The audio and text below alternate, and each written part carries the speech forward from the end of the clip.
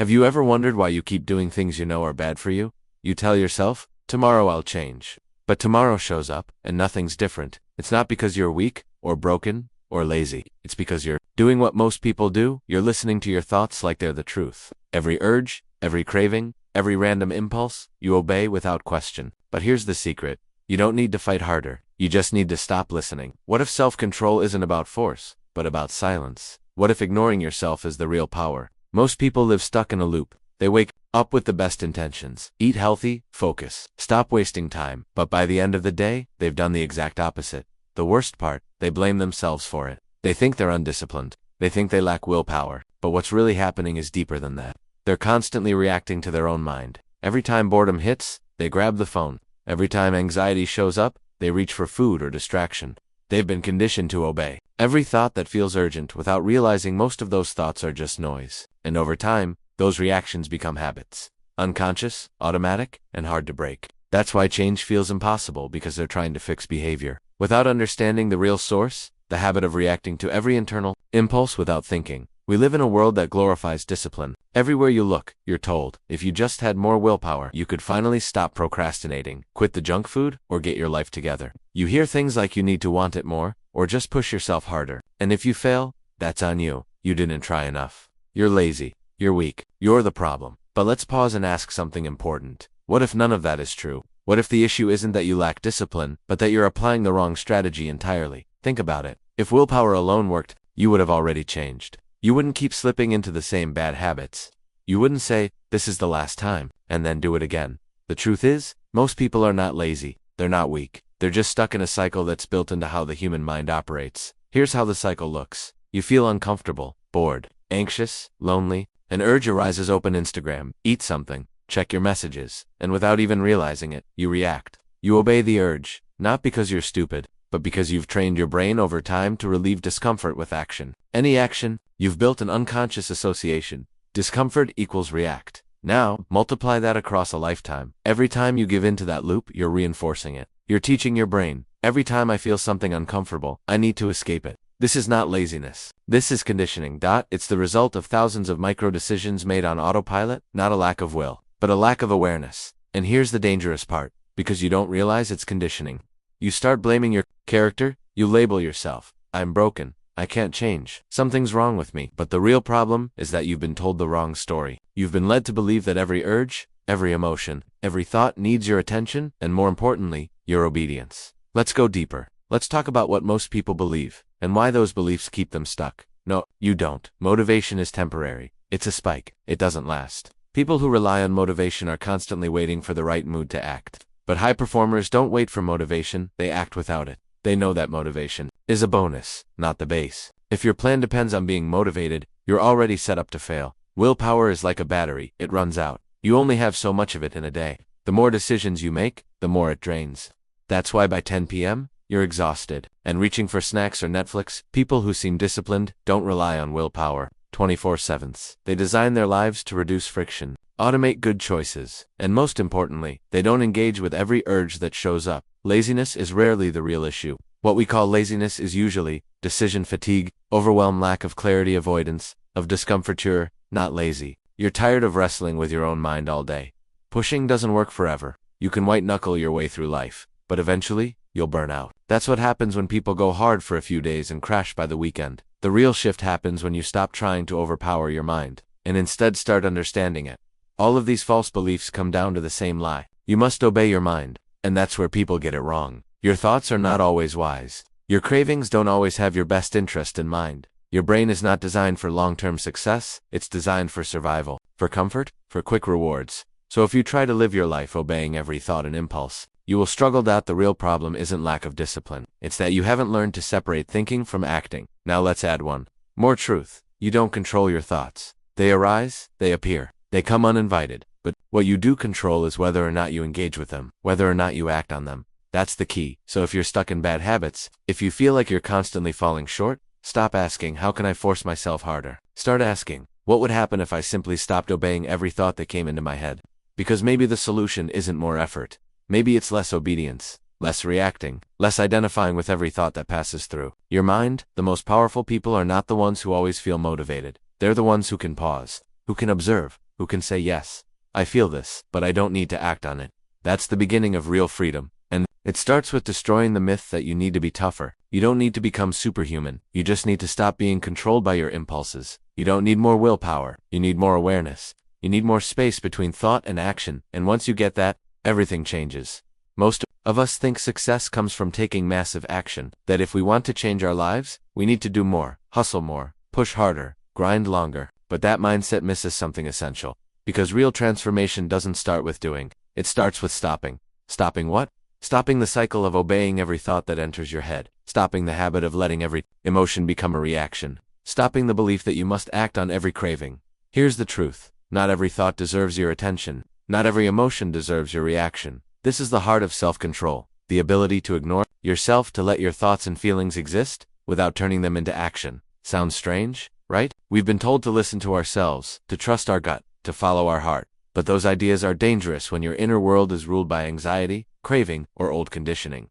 If you always listen to yourself, but you never trained yourself, who exactly are you listening to? Let's make this practical. You're sitting at your desk. You're bored. The thought comes, let me check Instagram. You didn't plan that. It wasn't a decision. It was just a reflex. Now, here's the skill. You notice the urge. You observe it. You do nothing. You let the craving rise. You let it peak, and you watch it fade. That moment where you didn't obey is where change happens. You didn't fight it. You didn't try to suppress it. You didn't judge it. You just let it pass. This is called non-reaction, and it's how you take control without willpower. When you practice this enough, something incredible happens. You stop feeling like a prisoner of your own mind. You begin to realize that urges are temporary, feelings are weather, thoughts are suggestions, not commands, and with that insight, you gain space. Space to choose, space to pause. Space to become the kind of person who acts with intention, not compulsion. That's the real definition of self-control, not suppression, not self-denial, but freedom through awareness, because the more you practice ignoring your automatic thoughts, the more you discover which thoughts are actually worth listening to. This isn't about becoming emotionless. It's about becoming conscious enough to say, yes, I feel this, but I will choose what happens next. That's the superpower. Your brain is designed to protect you, not necessarily to help you grow. It evolved to avoid pain, seek pleasure, and conserve energy, and that's where most bad habits begin. Let's break it down. When you feel an urge to check your phone, eat junk, scroll for hours, that's your brain releasing dopamine. Dopamine isn't just about pleasure. It's about anticipation. It drives you to take action in pursuit of a reward, even if the reward is meaningless. Here's the catch. The more often you obey that dopamine signal, the stronger that neural pathway becomes. It's called habit reinforcement. Your brain learns, discomfort equals phone, boredom equals snack, stress equals escape. But here's where it gets powerful. Urges are temporary. Neuroscience shows they rise, peak, and then fade, usually within minutes. If you don't act, the urge passes. That's called urge surfing, riding the wave instead of drowning in it. The more you practice non-reaction, the weaker that habit loop becomes. Your brain starts rewiring itself, a process called neuroplasticity. Every time you pause, instead of react, you're literally training your brain to take back control. Self-control, then, isn't about fighting urges. It's about waiting them out, observing without reacting. And scientifically, that's how you reprogram your behavior at the root. Most people make the same mistake over and over. They focus all their energy on what they want to change, but not how they respond to urges. They set goals, they make plans, they try to force better behavior, but they completely ignore the internal moment when it all falls apart, that tiny pause before they give in. That's where the real decision is made, and most people aren't even aware it exists. They think the solution is to try harder or stay motivated, but motivation is unreliable. Willpower is limited, and effort alone cannot beat automatic behavior. What they miss is this: the moment you feel the urge, that's the battlefield. And if you haven't trained yourself to pause, even for a few seconds, your brain will default to the old habit. Every time.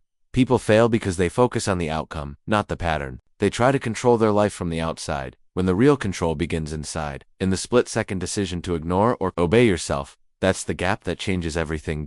Every time you obey a small urge, even the harmless ones, you're training your brain to believe one dangerous thing: I can't sit with discomfort. It might not seem like a big deal. You scroll Instagram for 10 minutes.